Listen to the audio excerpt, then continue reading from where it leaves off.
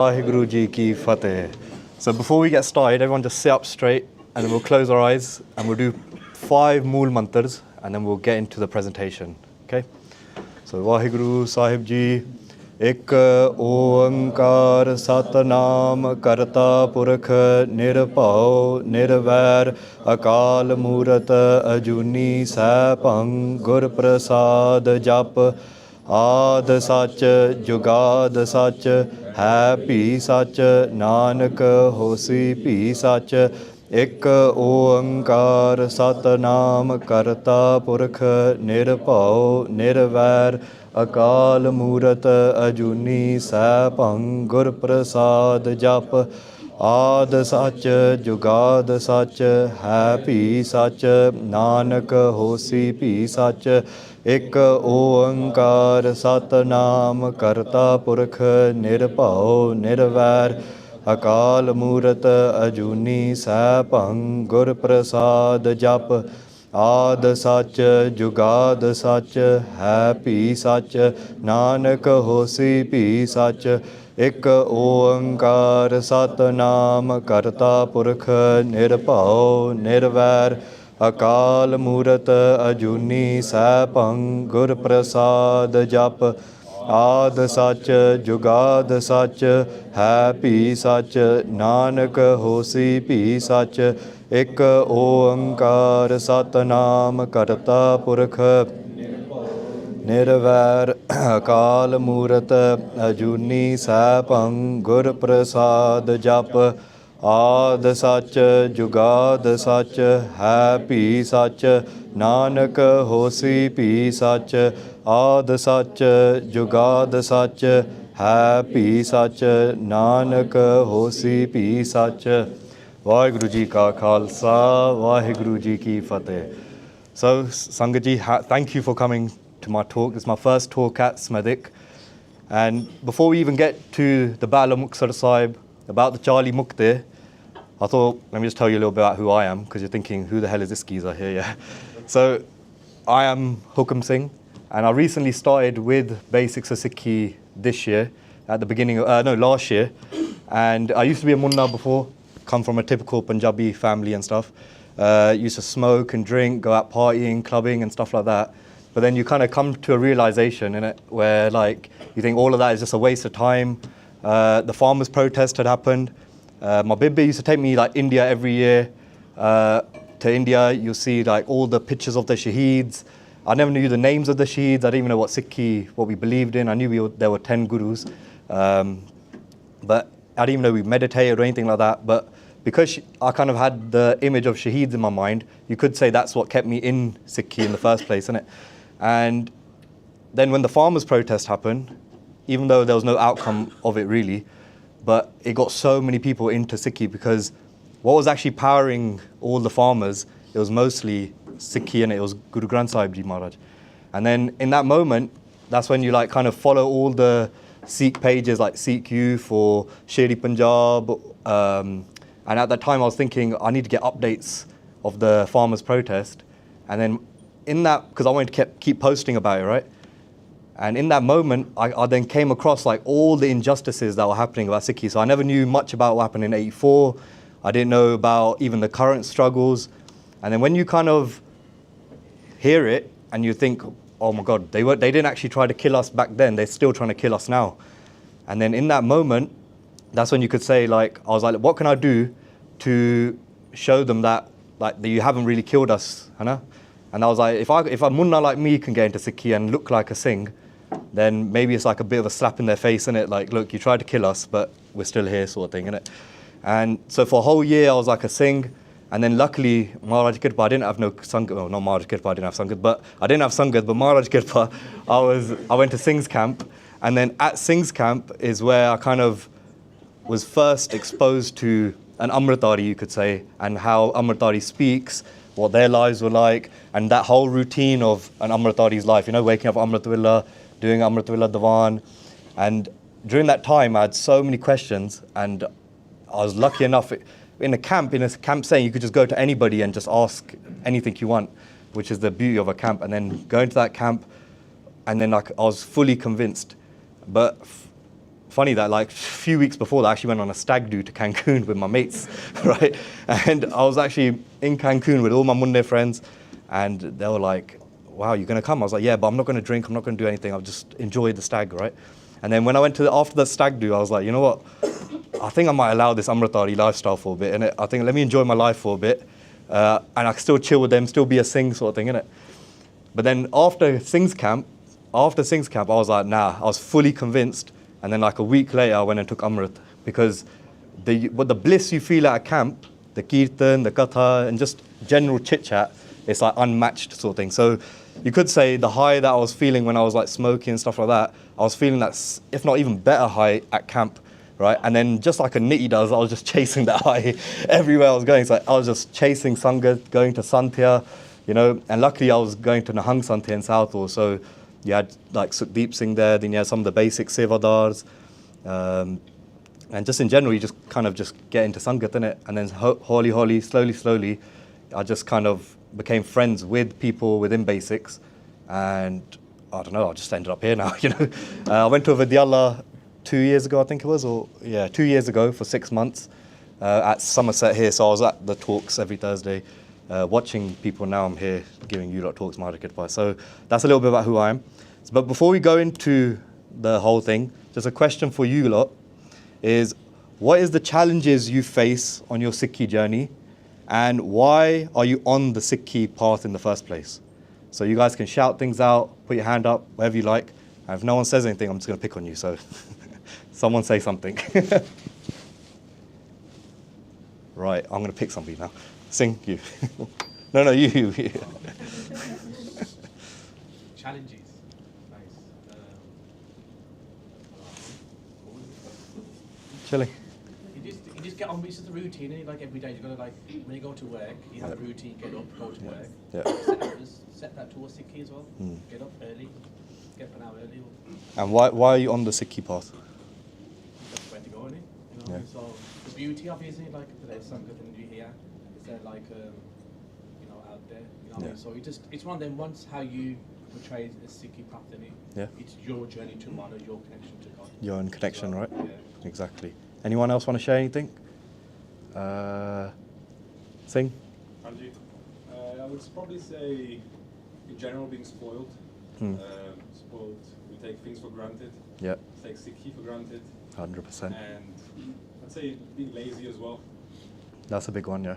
Definitely. Because I think it's either being challenging, challenges that you face with Sikhs, either being ignorant or either being sort of lazy. Yeah. I don't think anyone here is ignorant at all. We're all just a bit lazy. We're just lazy, innit? Yeah. And that's the main thing, is that Maharaj told us what to do, but we just need to kind of get to know them first, innit? And only, like an arranged marriage, innit? When you get married, you're not going to fall in love with that person straight away. You got to get to know your Guru. Then when you get to know your Guru, then you'll start doing what he says. But then the thing that he says is quite simple, really, if you think about it. But we get lazy, But before I get started in the whole like Charlie Mukte and stuff like that, I thought let me just talk a little bit about basics of Sikhi, right? Not the actual organization, but just basics of Sikhi in general. Because I think like the simplest teaching of Sikhi, right, we kind of forget about, because we learn it at the beginning, then we learn so much afterwards, you get hit with so much knowledge, we forget what the basics was in the first place, which was Ik Oankar, And for anyone that's new into Sikhi, I know there's some things here that are quite new, so I thought it would be quite beneficial for you lot as well. And in general, there was only one. So when we talk about Ik Oankar being one God, the Ik actually means the one God, the oneness. That always was, always will be, is now and always will be in the future, right? And then WhyGuru then said, I'm going to make a sound. And he had like a furna, you could say, right? And he created the sound Oankar. Well, he created the sound Oang, which then created Kar, which is all of creation that you see around you. Now, not only is it the creation that he created, but everything you see around you is just Maya. It's all an illusion. So when they created that sound, they just created this whole illusion in front of us. And the way that Maharaj describes it, Guru Gobind Singh Ji, he describes the whole creation as just a tamasha. it's just a play, a drama, right? So even in Jap Sahib, it says, Khel khel akhel khilan ant ko fir ek, right? That once this whole drama is done, everything is just going to go back to the one. Hai na? And in Pachitra Natak, which is a Bani you might have heard of, so we believe in Guru Granth Sahib Ji, right? That's downstairs. But at the same time, we have a second Granth called Sri Guru Dasam Granth, which is just all Bani compiled by Guru Gobind Singh Ji Maharaj. And in there's a whole autobiography about Guru Gobind Singh Ji, right? And in one of the Bani, one of the parts, they say, Main ho param purkh ko dasa, dekhan ayo jagat tamasha. So I've come down here to just watch this whole tamasha play out. He's not saying I've come to be engrossed in the tamasha like we do, right? He's reminding us in the Shabad, not only did they come down to watch the tamasha, but when we live our lives, we're supposed to just watch everything pan out, not get engrossed in it. Huh? So like sometimes, anyone that plays PlayStation or watches like a really good TV series or anything like that, you kind of get engrossed within that TV. And you start thinking you're actually the main character. And then you start thinking, you know what, maybe should have made this decision, I would have done this. And you play PlayStation, I play PlayStation so much where I actually think I'm the character in the game. You know? And then eventually my mum's calling me saying, Khana's ready, dinner's ready. And then you kind of come to a realization that, hang on, I wasn't in the game, I'm actually just watching the game. And my mum is like the guru, yeah? They're constantly trying to remind us that we're not here to be engrossed in that game, in that TV series. We're here to just watch it. You know? A bit like when you play Monopoly as well, right? Everybody that plays Monopoly here, you start arguing, right? You start thinking you're actually a landlord and stuff like that. Yeah, you start making these deals, thinking you're actually within the game. But really, the Maharaj is here to just tell you that this whole world is just like that board game, you know? And I was watching this podcast, and I thought I'd just share it with everybody here today as well. It was on Khalsa Panth UK, and there was a podcast on there by Harpreet Singh from East London. And the way he described it was just beautiful. He goes, this planet is like a university. So this realm, you could say, is all like a university. And this is a chance for our spiritual progression. You know? And this is our chance in this like human technology, you could say, to now experience WhyGuru. So in Sikhi, we don't actually believe in God. Right? We're here to experience God. And that's the beauty of it. That's why we're so convinced that there even is a God, because we're able to experiencing Him through Simran. And he says, in that Pachitra Natak, in that play that's taking out, right, in this illusion, our mission is to, even though we see so many different forms, we're here to see the one in that whole illusion, in that whole Pachitra Natak. And the way he explained that was so beautiful, because even though everything looks different, right, I went to go see this Swami called Swami Premanand. He came to Hounslow, Heston, like last year. And he goes, like, he pulled up a magazine, right? And he goes, what do you see? He just said, I said, all right, there's a man here, a building here. You know, there was all these different things on there.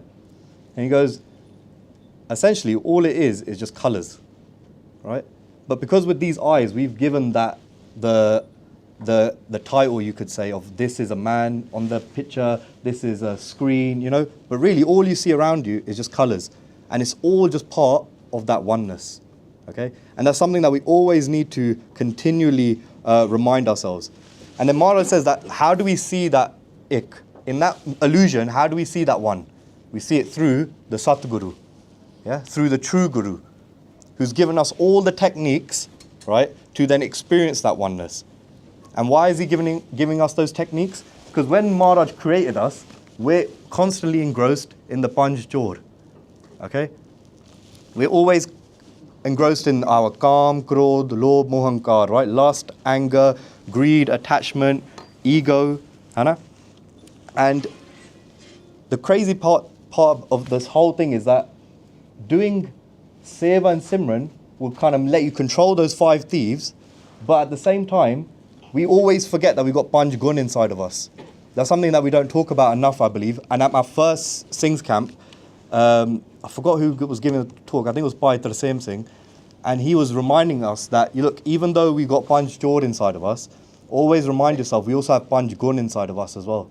Okay? And that's really important to remember, because when we do the Seva and Simran, then we're going to develop these 5 virtues inside of us. They're literally sitting inside of us, but they're dormant. You know? And even like Gyani Jatinder Singh from the Hung Santhya, he goes, you know, like, it's like, he says the most simplest thing, but it just hit me for some reason so hard. He goes like, inside of us, that jod inside is like a light bulb, you know? But you know like how you can dim the lights and you can like brighten them through like the switch, whatever you want to call it, right? He goes, inside of our heart, inside of our jod is basically dimmed at the moment, right? It's completely gone, like it's not even on. Might be on a little bit, but when we do that seva and the simran, all we're doing is just turning that analog higher and higher. And then as that jod starts brightening within us, then you start to experience it yourself, and then you start seeing it in other people as well. You know? Now, I saw this Instagram reel, and it said, choose your hard, right? Choose your hard. So we can either choose the Panch Jod, and if we get engrossed in that, we're not getting WhyGuru's experience, right? We're not going to, and when we get engrossed in these 5 things, we're going to have to pay the price for it in the future, not in this life, maybe the next life, right? Or we could do the Seva and Simran, which is probably one of the easiest things, but it's also the hardest things because of what Singh Sahib said here, because of our laziness. Now, and what happens when you, and he goes, what happens when you fail an exam at university or GCSEs or something? What do you have to do sometimes? Shout out? Resit, right? So he goes, that's what we call reincarnation, right? So he goes, if you're going to be engrossed in the Panch Jod, right?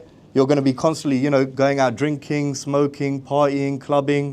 He goes, if tusi kutte amungo farna, he goes, right, that's it. You're going to come back as a kutta then in the next life, right? That's what he said.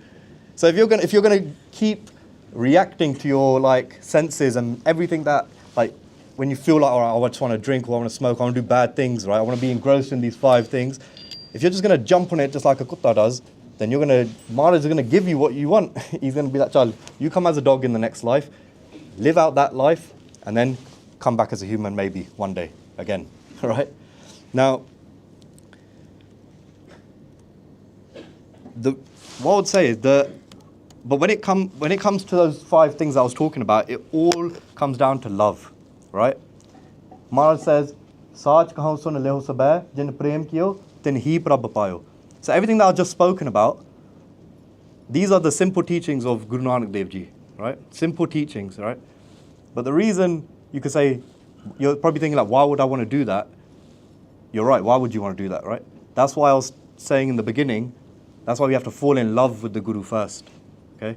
And the only way we're going to fall in love with that Satguru is if we pretty much do what they say, but we have to fall in love with them first. And the only way we're going to do that is when we hear the Sakhya and learn the lives of the Guru Sahibs, the Shaheeds, all the Bibya in the Panth, you know, even the children. You can learn so much from the children, right? And then Maharaj also says, "Jako har rang lago is jug mein hai, so kahiyat hai sura." So in this whole world of Kal Yug, yeah, the age of darkness, you could say, where everybody is constantly engrossed in the 5 thieves, if we can just fall in love just a little bit with WhyGuru, with the Guru, in this age of Kal Yug, then that person is considered a Surma, a true warrior. Yeah? And I'll tell you a quick, I heard, who was it? I think it was Gyani Kulwant Singh. He said this in one of his kathas. And he goes, Guru Gobind Singh Ji once was giving updesh to the Sangat, right? And he said, I want my Singh, every day I want him to go and do shikar of a lion. I want you guys every day to go hunt a lion, right? And then one of the things, everybody said Sat Bachan, and then one of the things, he had a thought, he had a question, and he goes, that don't make sense. Yeah, he goes, what if there's like 100 Singhs, and there's 100 lions? If we all do shikar of that lion, there'll be no lions left after one day. Does that make sense, right? So he asked this question to Guru Gobind Singh Ji, and then Guru Gobind Singh Ji said, you don't understand what I meant.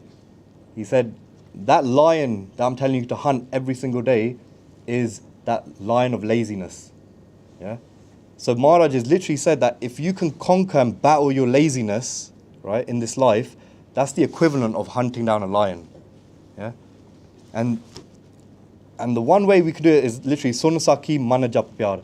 Is that when we constantly, listening to these Sakis, even telling a Saki to somebody else, anything that you learn here, or anything that you've learned in the past, is so important. Even if it's just a simple thing like Sikhi believes in one God. Yeah. Even if it's something so simple like that, tell somebody else. Okay. Because you don't know what benefit that might have for that person. Okay. And even most of our history has all been through word of mouth, through learning Sakis and then telling like your family, your loved ones, your children, your little siblings. And when you listen to them, you'll literally develop that motivation inside of you. You'll get that motivation and you'll start conquering that laziness. Sometimes I'm speaking out, I'm like, I need to listen to my own advice. Yeah? But literally, that's what we have to do. Like, I'm in the same boat as everybody else, innit? And literally, this is what's actually kept me firm in Sikhi, you could say, is just that simple Shabad. Is that all my life, all I've been seeing is like pictures of Bhai Mati Das Ji being sawn in half, Bhai Taru Singh's Khopri being taken off his head, the Shote Sahibs are there being bricked alive. And even though I don't know what's behind the Sakhi, I don't know what the meaning behind it is, why it happened or anything like that, but that's what you could say is what kept me firm in Sikhi. So even like during my secondary school life, there was this one Musliman who would always constantly take the mick out of Sikhi, but because I can't, and he would always try to like convert people and try confuse me and others, right? But then literally, it didn't make no sense to me. I was like, mate, everything you're telling me, I couldn't give a crap about, honestly, yeah? I was like, on this side, I've got people like Bhai Mani Singh, Baba Deep Singh, yeah? And you're telling me to just ditch all that, yeah? People have literally given their whole lives, and you want me to just come over here? You must be having a laugh, mate, yeah? So that's why it's so important to just keep listening to Sakya, yeah? I mean, I might get cancelled for this, but listen to Sakya before even listening to not listening to Gurdwara. Do it at the same time, actually, yeah? Do it at the same time. But what I'm saying is I listen to Sakya first, and this is my own personal experience, isn't it? That when you listen to Sakya, I just get more nand, you could say. Maybe because I don't know what Gurbani means half the time. But then, at the same time, if you just jump Gurbani, right? Yeah, go. Can you suggest some apps where we can get Sakya? Has anybody created apps for this yet? I don't think anyone's created apps for this. But honestly, like, yeah, Singh? You can like listen to Dr. Sikh with Dr. Yeah. Like very good researcher on history. Yeah. And even like myself, like every time I'm so new into Sikhi that if I'm honest, every talk I've given, I don't know nothing about it, And every talk that I've given throughout the year I've been with Basics, if I'm being honest, I didn't know nothing about it, yeah. And so going into that talk, I've had to do like research, and the way I've done my research, you could say, is literally going onto YouTube and literally typing the Sakhis in, and then just hitting any Kathavachik you see on there, right? Any Kathavachik, even you could say basic, even just adding basics of Sikhi at the end of anything, right? You'll end up finding like a 10-year-old, 9-year-old video of Parchar Singh out of nowhere, and I'll be like, wow, like it's only got like 1,000 views or something, and you're like, this is such a gem, So that's what I'd say. I was like, just say YouTube, and even there's I forgot what the link is called, but it's got so many Sakya on, it's got so many books all digitalized online, basically, So moving into the Battle of Muktsar Sahib. Now, after the whole siege of Anandpur Sahib, you could say, after the siege of Anandpur Sahib, the journey that the Khalsa took was longer than I actually expected, right? And they went to all these different places until they actually made it to Muktsar Sahib. And this didn't just happen in like, a few days or weeks. Journey was actually quite a few months, right? So you had the from Anandpur Sahib to Kirtan Sahib, then you had like the Sarsa River, then you had the Battle of Chamkaur, Maharaj going to Mashiwara Jungle, and then all these other places, and then there was Battle of Muktsar Sahib. Now, that's just like, I like maps, so it kind of makes more sense in my head, Hana. Like when I was actually doing all this research, knowing where everything was just makes more sense, Hana. So literally, that's where Anandpur Sahib was, where, you know, you had Baba Pachitar Singh fighting the drunken elephant, right? You had even the Sarsa river crossing. That's where, like, you could say Baba Uday Singh fought against thousands and thousands of Singhs just on his own, Hana.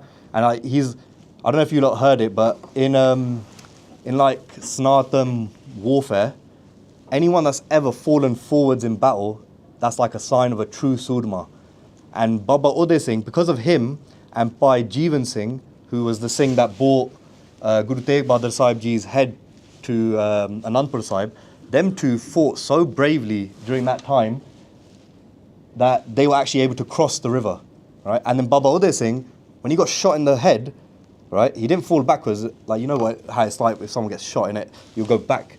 But he literally fell forwards after being shot in the head, after being literally bombarded with so many arrows and bullets, you name it. Hana?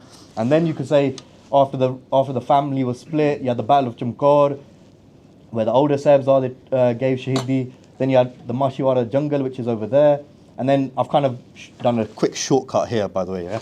And then all the way down to Muktsar Sahib. Now, during this time, once they've reached Sri Muktsar Sahib, obviously you had the elder Sahibzade. They had given Shahidi at Battle of Chamkaur. Then you had the Chote Sahibzade. They've also given Shahidi. But during this time, towards the end of Battle of Chamkaur, there's two names that come up. There's Bhai Sant Singh and Bhai Sangat Singh, right? And sometimes it's all right to kind of do your research and come up with a conclusion for yourself as well.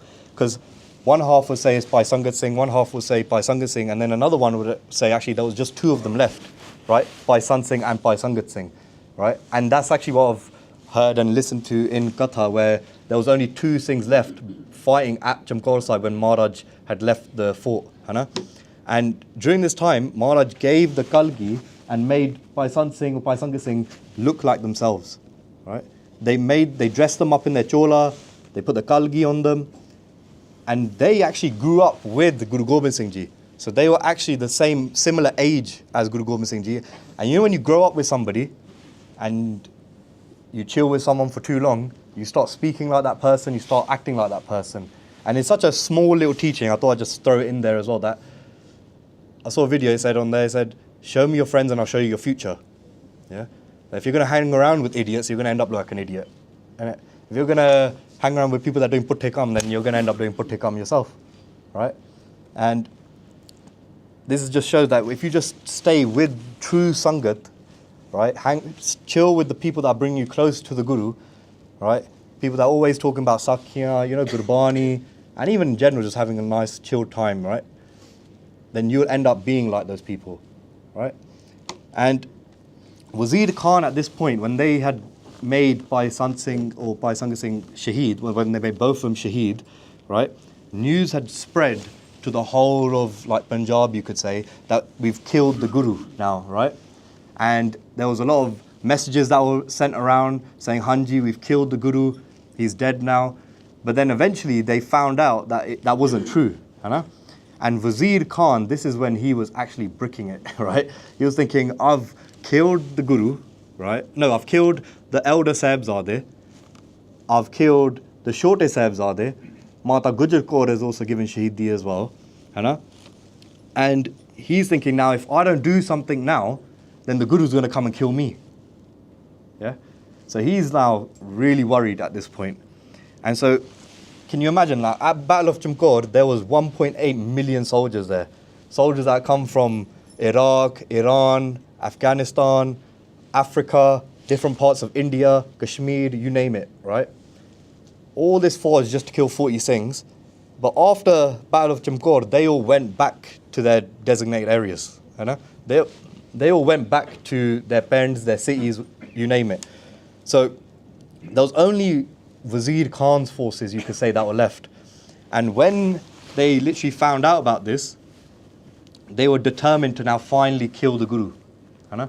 And then there was like these slogans like this, that they were always chanting, Satguru Ji nu maar deange, Gurdwara saar deange, right? Just always saying that And in this point, they were determined that we're going to actually finish Sikhi once and for all. That we're going to convert everybody to Islam. We're going to make all the Sikhs Muslims. But during this time now, he even said, I'm going to burn all the Gurdwaras down as well. All the Gurdwara, they're all going to get literally taken to the ground.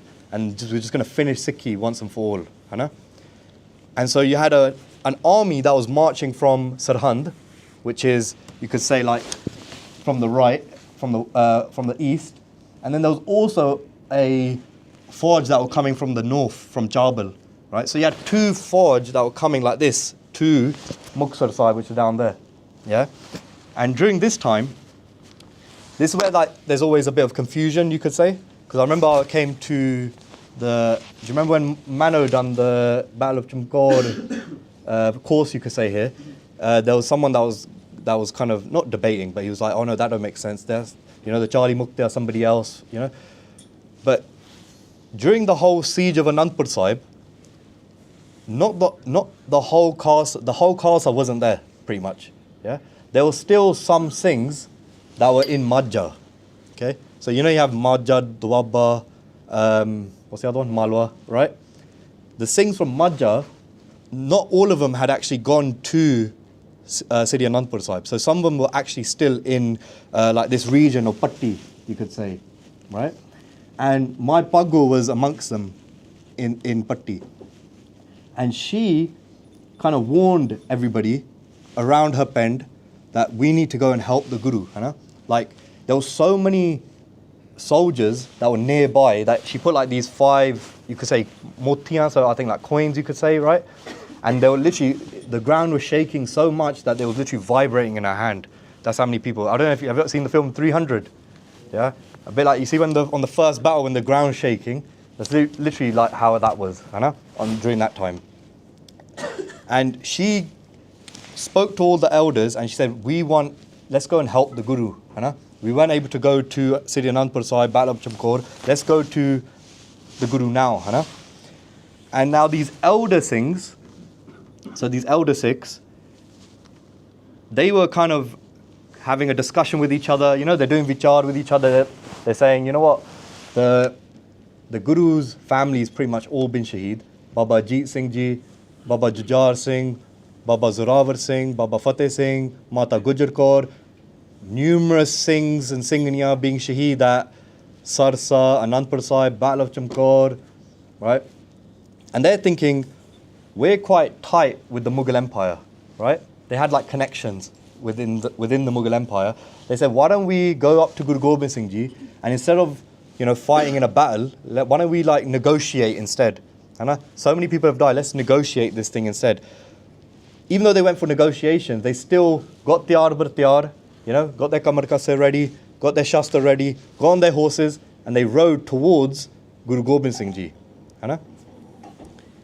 And when they met Guru Gobind Singh Ji, this is when Maharaj got off his horse. They like bashad like a red chadar, you could say, on the floor. And then that's when the Singhs came and they said, Maharaj, they said their fateh and they said, we want to do vichar with you. But something key, what they said here, which is a bit disrespectful, they said, we want to give you advice. They said, Maharaj, we're here to give you advice. That sounds a bit weird, isn't it? Like, are we supposed to give the Guru advice, or is the Guru supposed to give us advice? And then Maharaj gets off his horse and he said, Chalo, let's do some vichar. And that's when Maharaj, that's when they informed Maharaj that, you have the Mughals coming from the north, from Jabal. You got more Mughals coming from Sarhand. And by Bhag Singh, who was one of the elders, he was basically saying, look, Maharaj, you've had to leave your home, you've had to leave Anandpur Sahib, all your sons are shaheed, your Mata Gujar Kaur is also shaheed, Baba Uday Singh, all these great generals, Baba Uday Singh, Baba Pachitar Singh, right? You have Baba Jeevan Singh, all these different generals, Baba Ajit Singh, Baba Jujar Singh, all these different shaheeds. And he's like, they even said, we wish we were there, but then at the same time, they're saying, give us permission to strike a deal with the Mughals, right? And during this moment, it was actually quite surprising when I read this. Maharaj got into like a sense of biras, right? They got into so much biras, and they said, where the hell were you lot, yeah, when Guru Arjan Dev Ji was on the Tatti Tavi giving Shahidi? When they had red hot sand, pretty much red, it was red hot, poured over their heads, yeah? And even Guru Arjan Dev Ji, they also put in a cauldron, and they were also boiled as well before they had the rita poured over them, right? Where were you then to make those deals? Then they said, my great-grandfather, Guru Har Gobind Sahib Ji, was in Gwalior prison. Where were you then to make those deals as well? He was actually staying in prison over his time. Where were you then to make those deals? Yeah. Then he goes, my father, Guru Tegh Bahadur Sahib Ji, gave Shahidi and was beheaded. He had Bhai Mati Das Ji, Bhai Sati Das Ji, Bhai Diyala Ji, all giving their Shahidi. Why didn't you want to make any deals then? Right? And Maharaj is like proper biras when he's saying this. And then they go even to more biras. They said, Thanu sharamoni chaidiya, yeah? That where were you for 7 to 8 months when the whole siege of Anandpur Sahib was taking place? Why didn't you want to come down then and make any deals? So Maharaj is just fully sticking it on the Singhs at this moment, And you can imagine if you were going up to Guru Gobind Singh Ji and they were sticking it on you like that, honestly, I don't even think I'd be able to look at them in the face after that, And that's when Bhai Bhag Singh then kind of replies back to Guru Gobind Singh Ji, and he's saying that if that's the case, right, then we can no longer be the Sikhs of the Guru. That's what he said, And the reason he said that was because the Mughals are pretty much growing in numbers, and if we don't do nothing now, if we don't try to strike this deal, then they're just going to take us over. And it's going to be really hard for us to live out our lives as a Sikh. That's what he said. Yeah? That, if we try to be a Sikh, they're going to burn down our Gurdwara. We're going to end up like all the other Shaheeds. Yeah? We're just going to be killed. What's the point? We might as well strike a deal. Yeah? And then that's when Guru Gobind Singh Ji replied back to them. And they said, did I call you here? They said, "Main thanu bulaya ithe only." And it was only Guru Gobind Singh Ji, Bhai Pyare Bhai Daya Singh Ji, and Bhai Man Singh. So there's only 3 of them altogether. Yeah? And look how fearless they were in this moment. They're like, if you don't want to be my Sikh, then just write it on a badawa, write it on a piece of paper that, me, Bhai Bhag Singh, and the Sikhs of Majja are no longer the Sikhs of the Guru, right? And so during this time, there's 2, I'll tell you both sides, because I've seen both sides, is that one side it says that there were actually quite a few hundred Singhs that actually rode to Guru Gobind Singh Ji at this point. And then the elders, there were only 4 of them, Bhai Bhag Singh, Bhai Dilbag Singh, Bhai Gurdwara Singh, and Bhai Ganda Singh. Right? And these 4 were the ones that signed that badawa on behalf of all the Singhs of Majja, pretty much. And then the other side is that there were only 40 Singhs altogether. And when they actually wrote this badawa, so all 4 of these things, they wrote the badawa, signed it off, and then Maharaj got those badawe, put in their kamar kassa, and they knew the soldiers were coming because of the vibration. And then I think it was Bhai Man Singh who actually gave the you could say, the alert that, the Mughals are getting close, we should get into our battle positions. And then Maharaj, where they were sitting, just, you could say, next to it, there was like a hill, right? And then Maharaj, and then the 2 other Singhs that they were with, they went straight to the top of the hill and they were ready in their battle positions. Yeah? And all the Singhs of Majja, they were still at the bottom. And Mai Bhago now, they've obviously, those 4 Singhs, they've gone back to the other Singhs, back to Mai Bhago, and Mai Bhago's thinking, "Aki ho gaya." Yeah, we came here to help the Guru, right? We've come here to assist them. We're pretty much here to die for them, and now you guys have just pretty much said, you know what? We're no longer Sikhs of the Guru anymore. Like, what kind of rubbish is that? And this is where, like, you could say, she started now. Mai Bhago started sticking it on the Singhs, right? And she started saying that during the siege of Anandpur Sahib, during the battle of Anandpur Sahib in 1700, we all heard of Bhai Parchar Singh fighting the drunken elephant, right? Drunken elephant comes, and Bhai Parchar Singh pretty much stabs it in the face with a barsha, right? But even another fun fact, during that time, when he actually stabbed the Barsha in the elephant's face, he then poked it in it bowed down to Baba Pachitra Singh, and then he got his Nagri Barsha and he was poking it to then go attack the other Pahari Raja. And thousands of Pahari Raja actually were killed during that time. But in the same battle, Bhai Himmat Singh Ji was there as well, the third Panch Pyara. And Bhai Himmat Singh Ji, he was still in that battle and he chased that elephant all the way down to the Satluj River and made sure it actually drowned. And it was like, and he made sure that it was drowned, and then he came back to the fort. But before Baba Pachitra Singh went out, Duni Chand, who was also from this Majha area, he was given the order to go fight the Hathi because he was quite fat. He goes, "Koi gal nahi sir, koi Hathi hai ga." Yeah, we got Duni Chand, isn't it? He's quite fat, yeah. And so but Duni Chand's he's like getting scared, and cut a long story short, he's left the fort. He's jumped over the fort, took a few Singhs with him, broken his leg, right? The Singhs have taken him back to the pen, and he's got bit by a snake and he died anyway. Yeah. So what was the point in it? He should have just listened to his guru. And so Mai Bhago was literally saying, Duni Chand disgraced us, yeah, the people of Majha, and now you lot are pretty much disgracing us again. How are we going to go back to our pen? Innit? How are we going to go back to the pen and say, yeah, we just left the guru with two other Singhs to fight 25,000 Mughals? Yeah. And then this is where she actually reminded them that how can you actually live without the guru?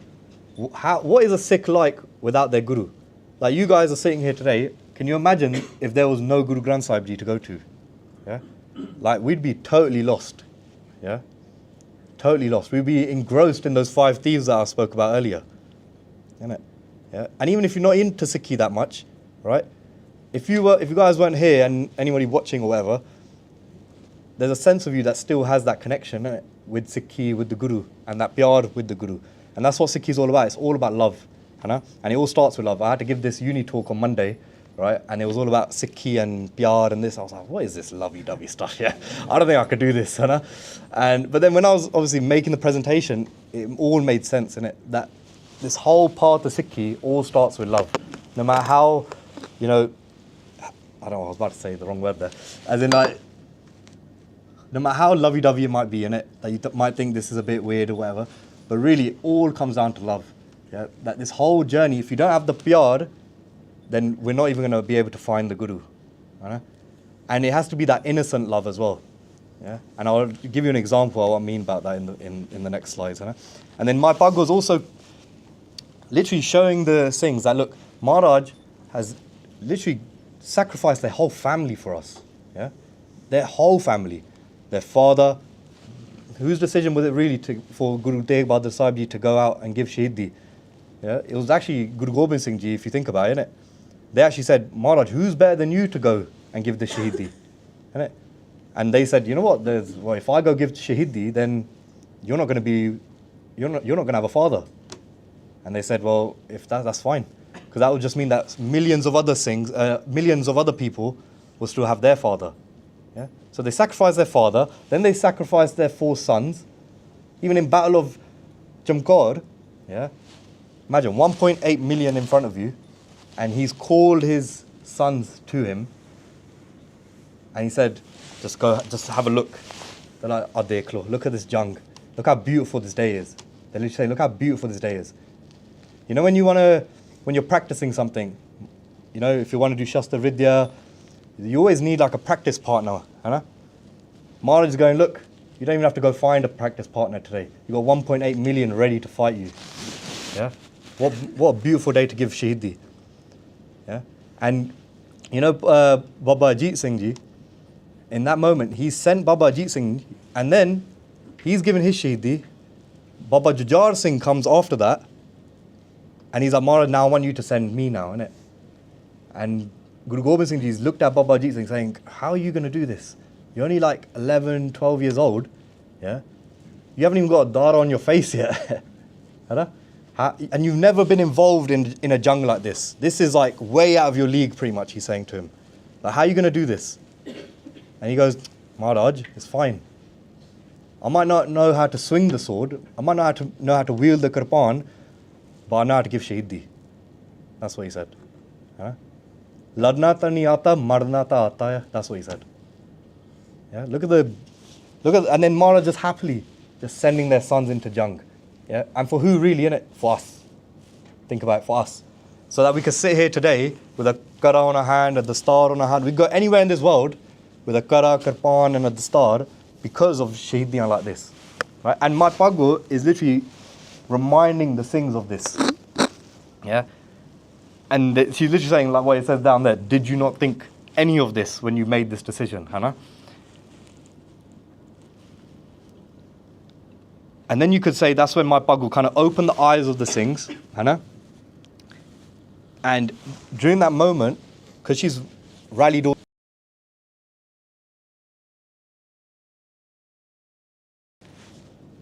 before Maharaj went up to the hill, there was like a footprint left by Maharaj.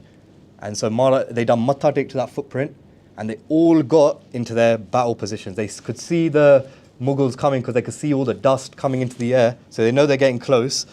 And then pretty much they position themselves in a way. Back in the day, they used to have really long kashere, not like the kashere we've got nowadays. Really long, 5 meter kashere, right? So large that when they were hanging these kashere on like berry trees, and like you say, tambus, and it kind of gave it the illusion that there's so many Singhs here. That's what the illusion was. So when the Mughals actually came, they didn't think there was 40 Singhs. They thought there was hundreds of Singhs here. And literally and then when they created this illusion, right?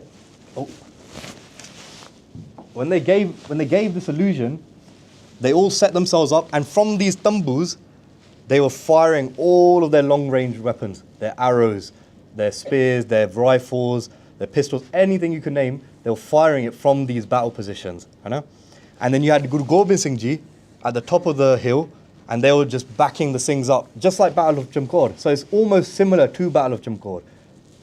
And Maharaj is just firing those arrows, raining a whole heap of arrows onto the Mughals. And the only reason, even when I would listen to Sakya when I first got into Sikhi, I'd be like, how is this even possible?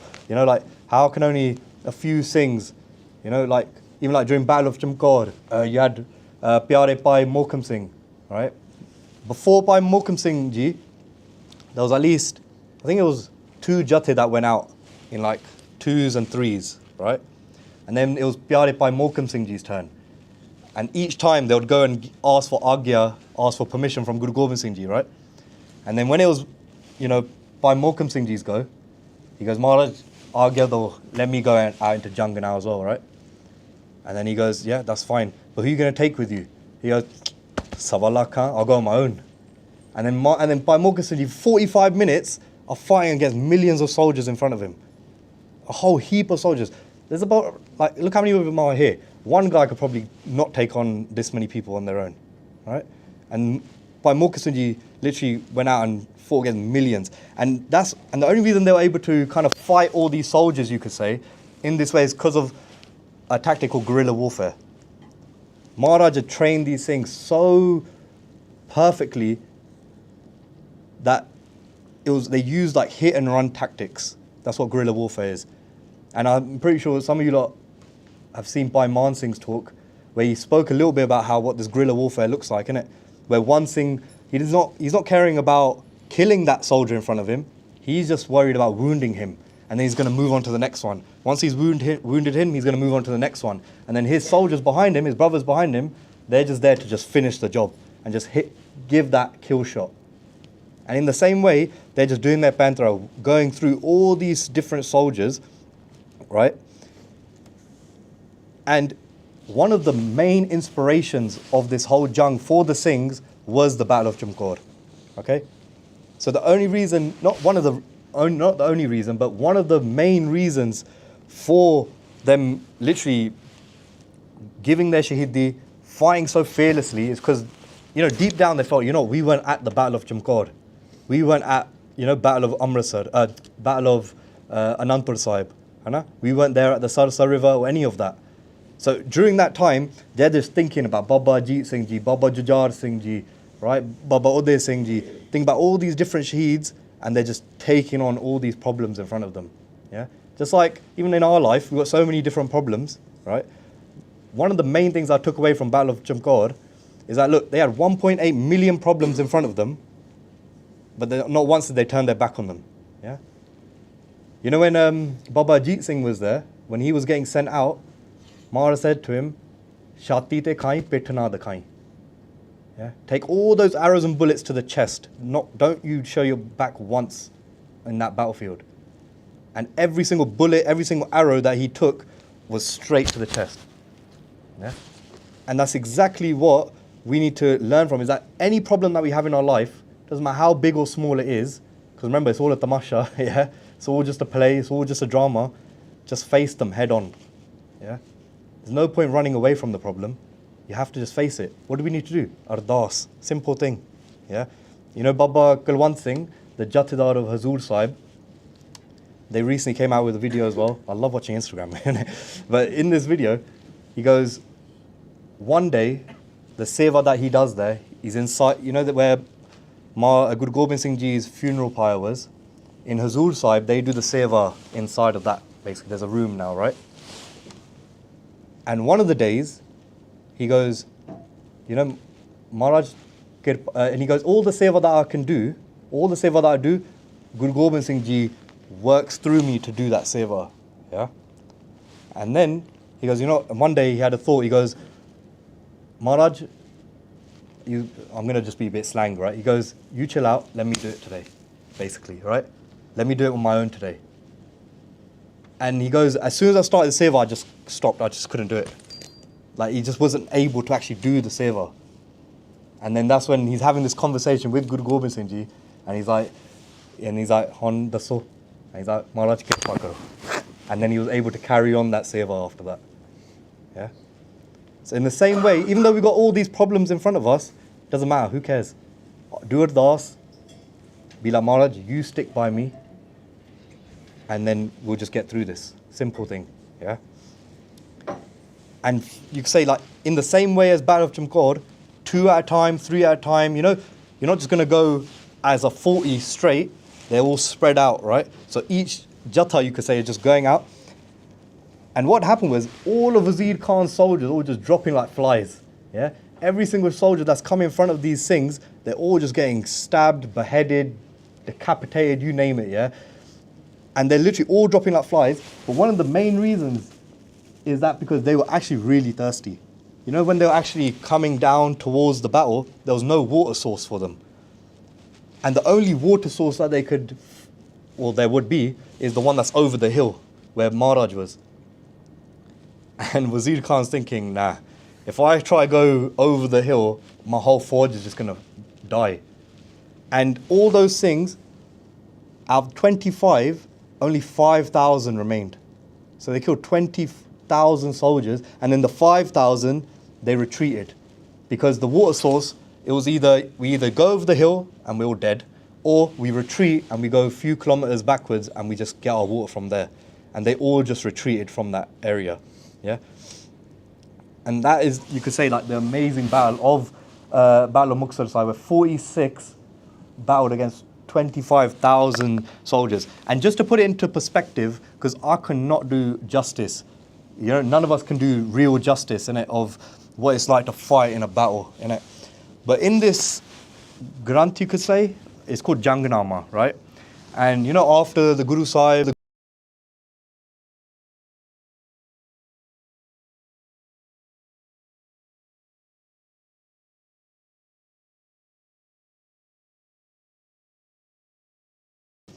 and on his, I think it was 7th invasion, right? There was an eyewitness account to it. There was an eyewitness account of the 30 Singhs that fought against 30,000 soldiers at Amritsar Sahib. Yeah? And that was the Jatidar of that Jatha was Baba Gurbaksh Singh, right? And fun fact, they were also beheaded in battle, and they also picked up their head in battle and fought against the Mughals. And they were the next Jatidar after Baba Deep Singh Ji. So first of all, Baba Deep Singh Ji gave their head, fought in a battle with their head on their hand. Baba Gurbaksh Singh takes over, and when they found out who's coming to this battle, they literally told, all right, all the elders and women, you guys leave. And if you're going to run away in battle, yeah? We don't need you here either. If you're going to run away in battle, leave from here. And only 30 of them actually stayed. And those 30 fought against 30,000 soldiers. And throughout that whole day, Baba Gurbakhsh Singh, before the battle, treated the whole day like a wedding. The whole day like a wedding. So when I was at a wedding last year, I was just thinking, wow. Because I had already given the talk before that. I was thinking, whoa, like this is, I could just imagine Baba Gurbakhsh Singh going into the Sarovar, having Ishnan, making langar for everybody, right? They're singing Shabads that are all about, you know, marriage and marrying death and stuff like that. And during that time, they all just pretty much married eternity, really, innit? Because what is death? What is death really? I saw a beautiful quote. It said, death is your marriage with eternity. Because who are we really? We're the jyot inside, right? That oneness, that light that I was talking about. So I was going to that uni talk on Monday and I was thinking, look at that, like, everyone's just in a bloody rush. Yeah? Like, why does everyone just calm down for a second? Like, slow down. We are literally an infinite being, right? That once we are finished in this physical body, we're going to be just part of eternity anyway. We're going to be part of the timeless, Akal Purkh. So what's our rush? I know we like to make money, we like to do this, we like to do that, yeah? But just slow down, chill out, don't stress. I know, it's easy to say, I know it is, yeah? But I'm quite a chilled guy. You guys know the chilled guide meme, yeah? Just be that, that's it, right? And now during this time, there was Jangnama, right? And there was a Qazi called Qazi Nur Muhammad, right? And he gave this eyewitness account. And I'll just give you, and this is what he's saying, what the Singhs were fighting like, yeah? And look what he said. And he actually started off this passage calling the Sikhs Kutte. He called the dogs, the Sikhs, dogs, because they're actually shers, they're actually lions, and are courageous like lions in the field of battle. How can a hero who roars like a lion in the field of battle be called a dog? If you wish to learn the art of war, come face to face with them in the field of battle. Yeah. So he's saying this. Then he says, Singh is a title, a form of address for them, yeah. It is not justice to call them dogs. And then this is my favourite part, which is down there. When their battle axe falls upon the armour of the opponents, that armour becomes their coffin. Yeah. Look how fearless they are. There was another bit here, said, where was it? Oh, here it is. When they manipulate the spear, they shatter the ranks of the enemy, and when they raise the heads of their spears into the sky, they would pierce even through the, I don't know how to pronounce that, Kussosus or whatever. And that's like another guy in Persian, history that was like a great warrior. So he's comparing the Singhs to greater warriors in their own history and saying, you know what, they were even better than them, right? And that's saying something, innit? And so, even like down there, it says, during a battle when they take their guns in their hands, they come jumping into the field of action, roaring like lions. And that's literally how they would perform. It was just like a performance for them, this whole jung, is that they would just jump from one enemy to another. They weren't waiting or anything. They'll just, you're wounded, you're dead, move on to the next one. Bang, bang, bang, bang, bang. Yeah? And if we look at ourselves now, we can barely run. I can barely make it up these stairs today. Yeah, everyone knows if you came up those stairs, you were out of breath, innit? I'll speak to Singh when he got in here, and he was out of breath. Yeah, so I was out of breath as well, to be honest. Now during that whole jung now, so all these Singhs have given Shahidi. These are all the Charlie Mukte. So Charlie Mukte means like 40 liberated ones, right? All these Mukte, right? And this is the beautiful part about this story, is that Maharaj, every Singh that was like lying down in the field, yeah? Every Singh that was lying down in the field of battle, like I could just imagine, like it was told to me in Qatar, but I was trying to do like a whole ChatGPT thing to show you, but I couldn't do it, yeah? Imagine one Singh lying on the floor and then just a circle of Mughals around that enemy, of that Singh. So there's literally a real circle of Mughals dead just around this one Singh that's just Shaheed on the floor. And this was just all over the battlefield like this. And then Maharaj comes down from the hill, and Maharaj doesn't know that the Mughals are actually retreating at this point. So he can see all his 40 are wounded, or Shaheed, right? And Mai Bhago was wounded, she wasn't Shaheed. And now Maharaj is ready to fight all these soldiers as well. They literally came down for a fight, but they had already gone. And then Maharaj goes to each and every one of those things, and he gets their Kamar Kasa, they get their Hazuriya or whatever, and they're wiping the blood off the eyes of all these Singhs, going up to each and every single Singh, wiping their face, and then he's going up to them and he's liberating all of them. Yeah, they're all Shaheed, but he's like giving them all these honorific titles, saying, mera 5,000 Sikh. You know, this Sikh here, he could take on 5,000 people all at once, yeah? And as whoever went further out into the battle, so yeah, whoever went further out into the battle, they got a higher title, you could say, yeah? So like, he's my 5,000 Sikh, 30,000, right? 40,000, yeah? My Singh is Sawa Lakhi, yeah? That Bhai Khalsa Singh, he could take on a Sawa Lakh. Right? And then, you know, I'll give you the Raj of Kabul, I'll give you the Raj of Duabar, anything, right? And he was just giving them all these honorific titles to all the Singhs. And this is one of the only moments, this is the only moment actually, where Guru Gobind Singh Ji actually shed a tear for his Singhs, for his Sikhs. Yeah? When he's doing this, he's not crying because he's sad, he's crying out of pure joy. Yeah? Like look how beautiful my Singhs are. Yeah? Look how beautiful my Sikhs are. Yeah, Tan Guru Pyare. You know, when, I think it was by Himmat Singh Ji. By Himmat Singh, when Bhai Mukam Singh Ji gave that Shahidi, you know, the Sawa Lakh, I'll go out, yeah? Then imagine, by Himmat Singh Ji and by Sahib Singh Ji, Panj Pyare, they said, you know, we just witnessed our blood brother who we gave our head with, yeah? We just gave our head with this brother, we want to go out together. And then back to back, them two started fighting. And then when they gave their Shahidi, Guru Gobind Singh Ji is there singing, Tan Guru Pyare, saying, your Sikhi was already Tan, but now you made your Guru Tan as well. Yeah? That's such a massive lesson for us, that whatever we do out in this world, yeah, whether it's good or bad, all the Vidiyai, all the greatness, all goes back to the Guru. All the credit goes to the Guru. Yeah? Whatever we're doing, like whenever I've done street Parchar, and you say, you know what, yeah, have you heard of the Sikhs, mate? And he'll be like, yeah, you lot are good drinkers, you lot are good this, you lot are good that. And it's so embarrassing though, isn't it? It is a little bit embarrassing, isn't it? Like we've literally, we've got a whole, like if we wanted to just cover this room in Shaheeds, the whole walls would just be full with Shaheeds, yeah? There's even Shaheeds that we don't even know the names of. That's how many. You know, between 1700 and 1767, Missile period, like 236,000 people gave Shahidi. 236,000 Shahidiyan, yeah? When we were being headhunted. Yeah. Now Maharaj, he's like, I've lost track of what I was talking about, but chalo koi na. But Maharaj is literally saying, going up to all of the different things and saying, Tan Guru Pyare. Yeah. That you guys are all Tan, and now you've even made me Tan as well. Yeah. That you've literally, because of the braveness of you guys, and all the greatness that you've just done in this battle, you guys have just like kind of made me look really good now. Do you know what I mean? You guys have just made me Tan. And then,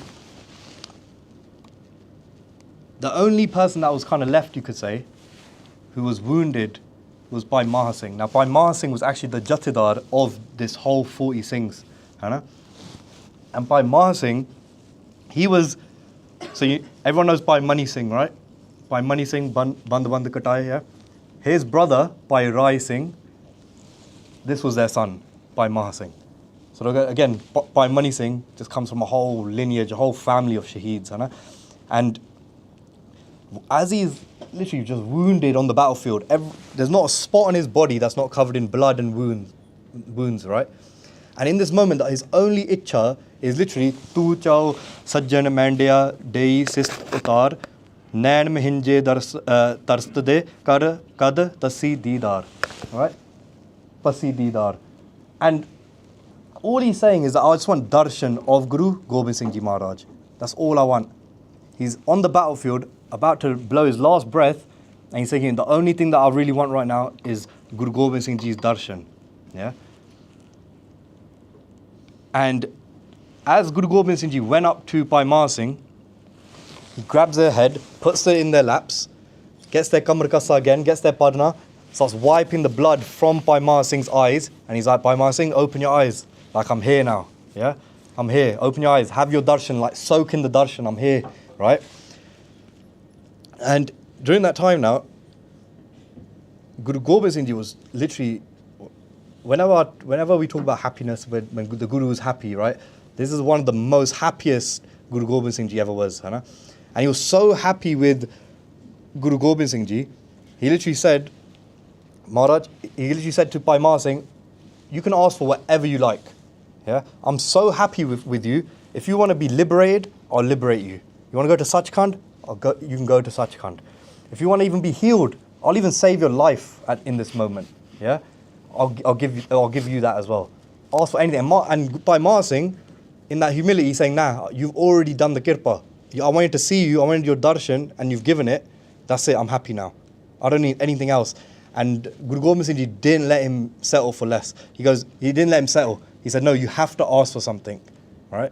And in that moment, Bhai Ma Singh, even though he didn't sign that Badava earlier to say we're not the Singhs, look how much pyar he had for his Singhs in Majha. He goes, Maharaj, that Badava that the Singhs wrote, please just rip that Badava and just save bring all these Singhs from Majha, all these Sikhs from Majha back into your charan. Yeah? Look at the pyar that Bhai Ma Singh Ji had for his Singhs, for his Sangat. He didn't even write the letter, but he's still asking Maharaj for forgiveness. Maharaj saying, but you didn't write the letter, you don't have to do it. He goes, no, Maharaj, I don't care. I just want you to just bring all those things back into your charan. Yeah? And Maharaj, in an instant, grabbed those badave in his kamar kasa and ripped them straight away. Straight away. Didn't think about it, didn't wait. Straight away in front of Bhai Ma Singh's eyes, ripped that badava straight away.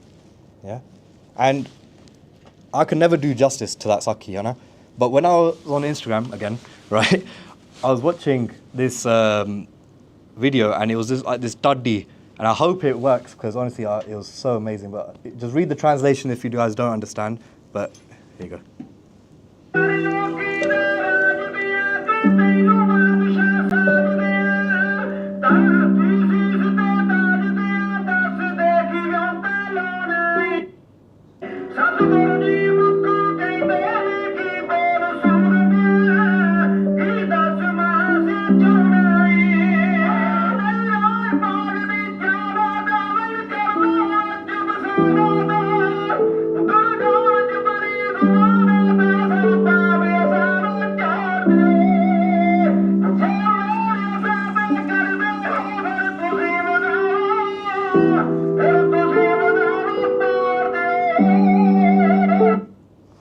And he's just saying, just tear that letter. And you know, when I watched that, honestly, I'm not gonna lie, I was in tears when I watched that. I was just putting it on repeat after repeat, and then I sent it to one of the other things. He goes, "What have you done to me? You got me into tears as well now." Yeah, and literally, I was just watching that again and again. Because if you really think about it, yeah, and I look, the Maharaj, he didn't cry for anybody else. Yeah, he didn't cry for his own sons. He didn't cry for his mother. He didn't even cry when Guru Tegh Bahadur Sahib Ji's cease was in their hands. Right? But for his Singhs, for his Sikhs, for his Khalsa, he cried for us. Yeah? And this Badava that, you know, Bhai Ma Singh is talking about, you know, if you think about it, we write that same Badava every single day. Yeah? Every single day, doesn't matter how, you know, amazing you are in your Sikhi, every single day we write that same Badava that those Singhs from Majha wrote. Yeah? We might not be saying, oh, we are no longer the Sikhs of the Guru, but we are kind of saying that if, you know, Maharaj told us to wake up for Amrit Villa, and we're being lazy with Amrit Villa. You know, Maharaj is telling us, read or listen to your Satabaniya. It's going to save you. Yeah? We don't do it. Right? I know I didn't do it. I didn't do it for 25 years. Yeah? Even just simple thing like doing Simran. Yeah? A lot of time we get put off doing Simran because, you know, who's done Simran before? Hands up. Everyone done Simran before? What's the main thing that kind of is a bit off-putting? That all those thoughts that you never thought you'd ever think about come to your head, innit? All those, like, your mind is just racing all over the place. You jump on one thought, leads to another thought, and another thought, and another thought. Yeah? But I thought I'd share it with you because I've just thought of it. But, you know, when you're doing that Simran, you know, if I was having a conversation with, let's say if like these two Singhs here are having a conversation, we don't know who they are, and they're like these completely random people, wouldn't it be a bit weird if I just go and start talking with them? And in the same way, your mind is just having a conversation with each other. You know, while I was giving this talk, who was talking to themselves? Put your hands up if you were talking to yourself. You were having this internal dialogue with yourself in your head. throughout this whole time. I was doing it while I was giving the talk, you know? Yeah? But now if you're saying that internal dialogue out loud, we'll say, "Ah, the pagal banda talking to himself," yeah? You'll say, "That person's crazy, innit?" So in essential, you're all crazy, yeah? We're all crazy. We just keep talking to ourselves. All our life, all we've done is just take in information, take it in, but we haven't given that time to sit there and empty that mind out, empty those thoughts out. You know? And when you're doing them, when you're sitting there doing your Simran, pretty much all you have to do is add a third person in your Simran, which is you, and then the other two is the conversation taking place, which is your thoughts. Yeah? And all you're going to do is just watch those thoughts. Don't be engrossed in it. Don't be like, you know what, don't try to control anything. Don't try to say, no, don't think about this, don't do this. Just let it happen. Yeah?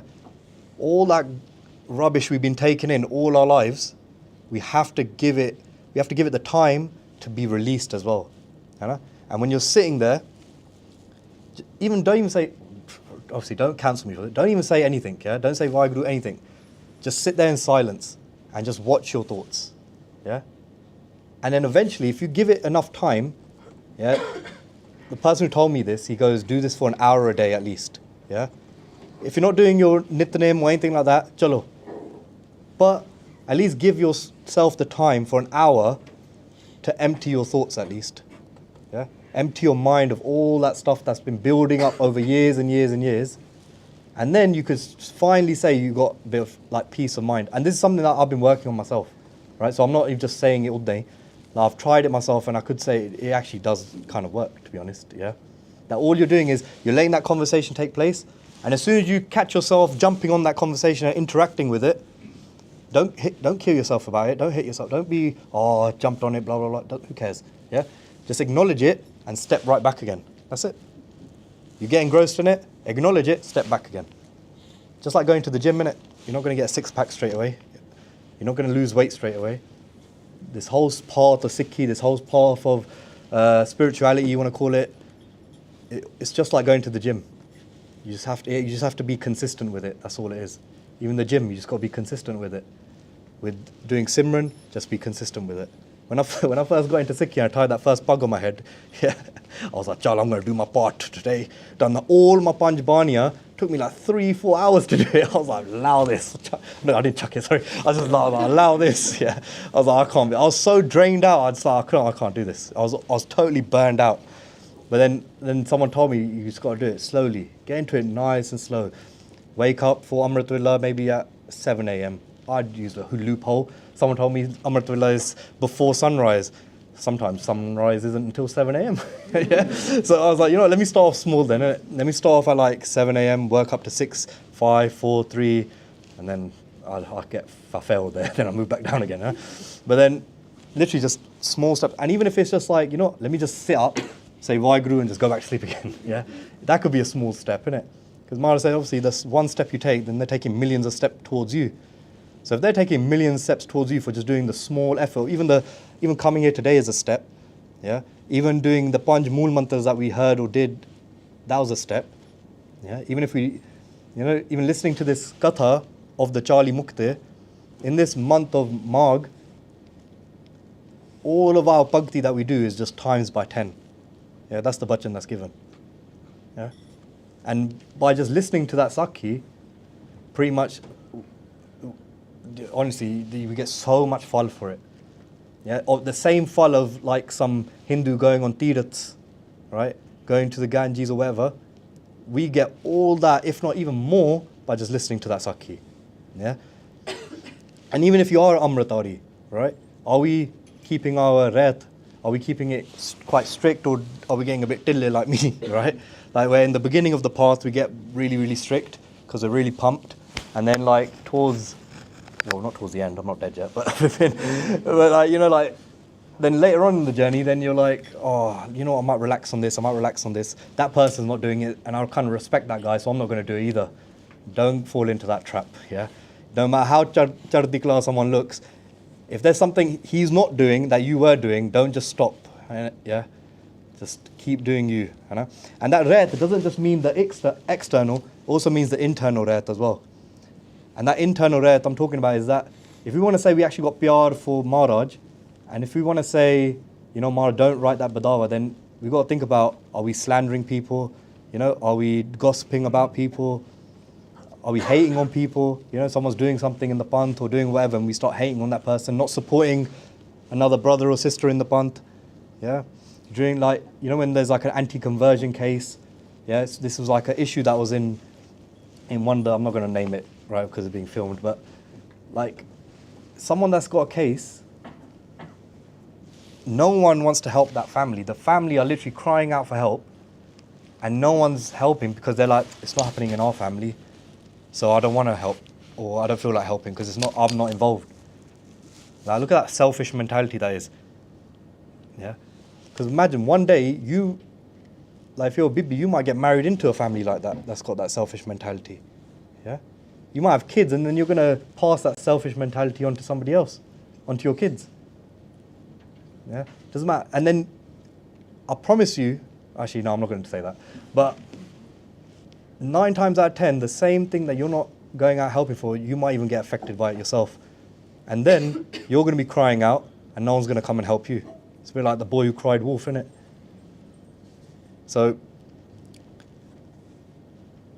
literally, that's all we have to do is, but in that moment, right, is even questioning the Guru's teachings. That's a really big one, actually. I was about to skip over it, but sometimes we think, why would the Guru say that? Or why is he making me do this certain thing?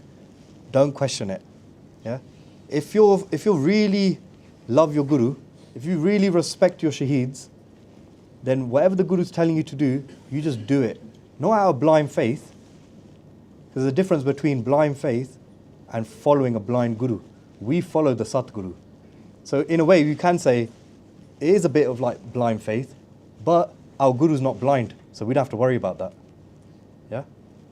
And whatever the Guru's saying, no matter how outrageous it might sound, you just do as they say, and I promise you, you're going to develop that pyar, and then you're going to develop that thing that we spoke about at the beginning, where you're going to be able to control your panch jot, see your jot, brighten your jot, see the other jot in other people. I'm not there yet, I'm just saying what the process is.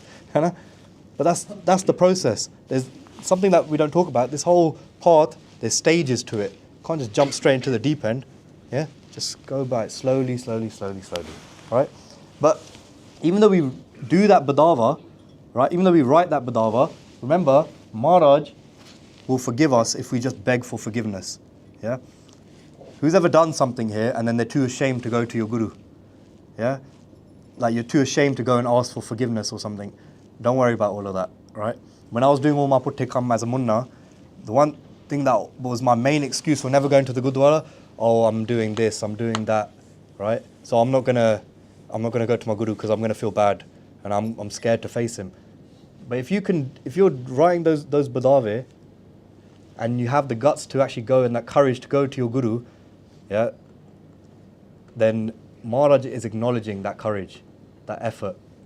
Don't forget that as well. And as soon as you ask for that forgiveness with a sincere heart, Maharaj rips our badave straight away. Yeah? But it's also on us to make sure that we don't just keep writing it every day either. Or Maharaj is going to be like, Chal, yep, same story, different day. Yeah, and we don't want to have the Guru to have that impression on us, innit? And in the beginning of the talk, I'm going a little bit over time, but sorry about that. But in the beginning, I spoke about we need to have that innocent love, right?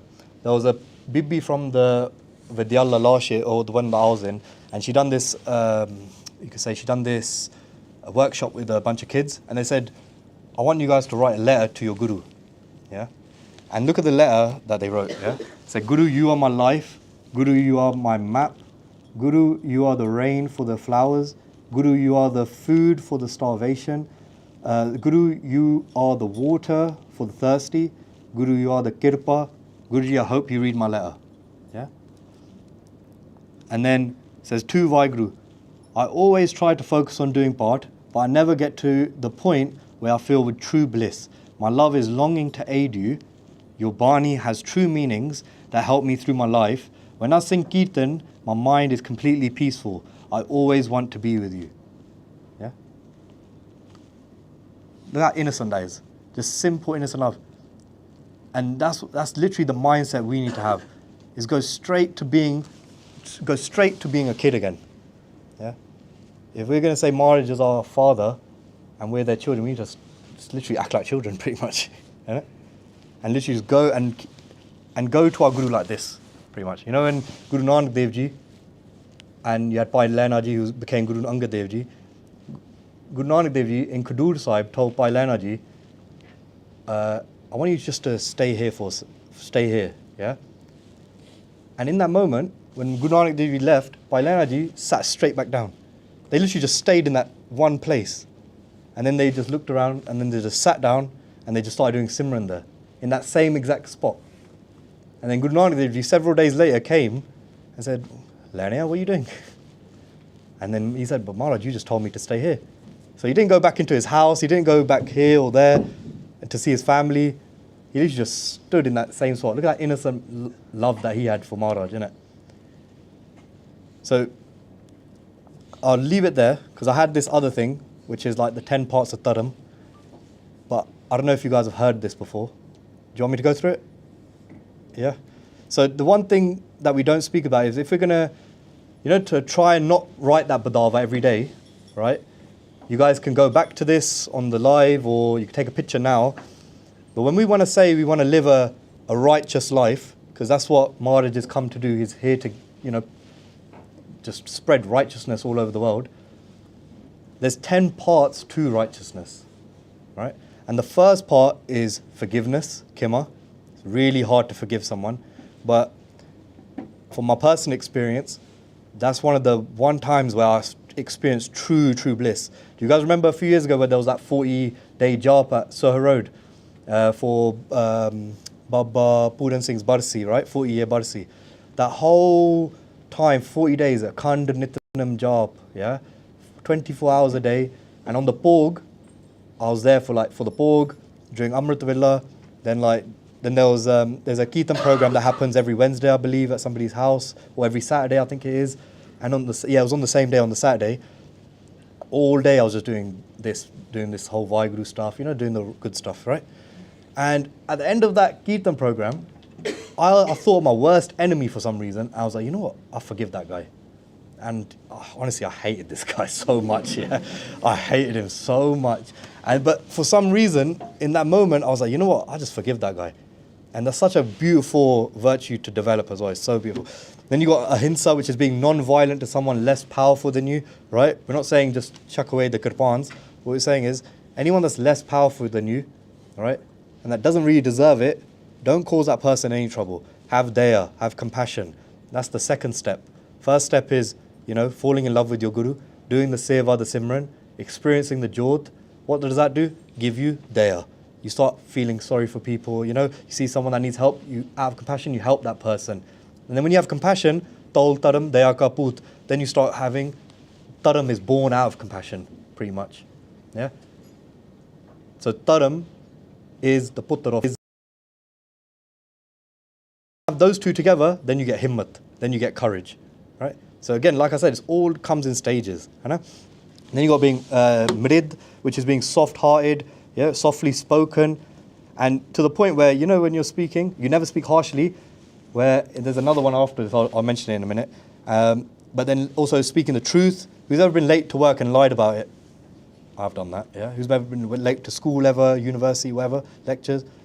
Every time, you've never been late. Oh, right. Oh, you're a good guy, bro. and then but you always lie. But even in that moment, no white lies, no room for it. We always tell the truth. And that's such a hard thing to do. But if we could just try to practice that, we're one step closer. Yeah? We could try. I know you're struggling there. You're making faces, but you could try, yeah? And then you got tap, which is having stillness of the mind. So when we're doing our simran, having tap, right? And then you got dan, giving 10% to charity. So obviously giving 10% to your guru. So whatever you're earning, let's say £2,000 a month, you have to give at least £200 to the guru somehow, yeah? Or to charity. Could be anything. You could sponsor a kid from Punjab. SAF do that. They do a really good job. You could do anything really. You could do your own seva. Go do a street parchar, yeah? Buy some food, buy some samosa, go feed some homeless people or something, yeah? Simple things. And if you can't do like a monthly thing, I can't give £200 a month, I don't know where to put it. you can literally make a pot called the Daswant pot. So I've got a Monzo account, and one of the pots says Daswant. So every month, you just put your monthly Daswant into that, and then whenever the Panth needs you, you just use that money. And it's already there, ready to be used, isn't it? And then you got Shant Sobha. So this is kind of the similar to the Mrid, right? And it's basically having cool nature, being cool, calm, and collected, pretty much. But then you're so cool, calm, and collected, even when someone's shouting at you, screaming at you, you know, your missus is doing your heading or something, right? Whatever it is, right? I'm joking, yeah? And even when your husband's doing your heading, yeah? That even in that moment, you just stay cool, calm, and collected, yeah? You know, if you want a relationship to work, one person always has to stay calm, right? And even if it doesn't have to be a relationship, it could be anything else, one person always has to stay calm. And you're so cool, calm, and collected that that stuff just rubs off on people. So when you're around that person, you might be such a fidgety person or whatever it is, a very angry person. When you're around that person, you just become shant. Yeah, you just become cool, calm, and collected. Then you got suchamta, always keeping cleanliness, you know, simple things, washing your hands, having a shower before doing a Nitnem and stuff like that. Right? And then you got Trishna Bina, having no desires in this world. Yeah, we have to have the desire to do Seva Simran, but then even that becomes desireless as well. Yeah, everyone knows Gyani Sukhraj Singh, right, from Leeds, and he came to the Vidyalaya when I was there, and he gave this massive talk, yeah, massive 4 or 5 hours, no breaks, about the different layers to the body. I think there's been a talk about that here as well. Different layers to the body, you know, the physical body, the spirit body, the jyot, and the different levels of Maya. He was going in like on that day, right? And then at the end of it, he goes, you know what, forget about all this. He goes, really, all it comes down to is Nishkam Simran, Nishkam Seva, and keeping your red. That's it. He goes, if you can get to the point where you're just doing Simran and you're not expecting anything back, you know, when we go and do Ardas downstairs, do Matha Tek, we're like, Maharaj, please give me this, please give me that. Even we're doing the Seva and Simran without any transaction, pretty much. Yeah, we're not doing Seva to, you know, get something back, get some praise from people, or, you know, look at how much Seva I'm doing. Even that becomes desireless. But it all has to start with a bit of desire to do the right thing, and then eventually, when you do enough of it, do enough Seva Simran, even that becomes desireless. And then that's where we need to get to. Nishkam Seva, Nishkam Simran. And then everything just works out as it is, pretty much. Yeah? So chalo. I made lots of mistakes. Forgive me for my mistakes. Deo sajjana sikhriyan. Jo hove sahib sumel. WhyGuru ji ka Khalsa, WhyGuru ji ki Fateh.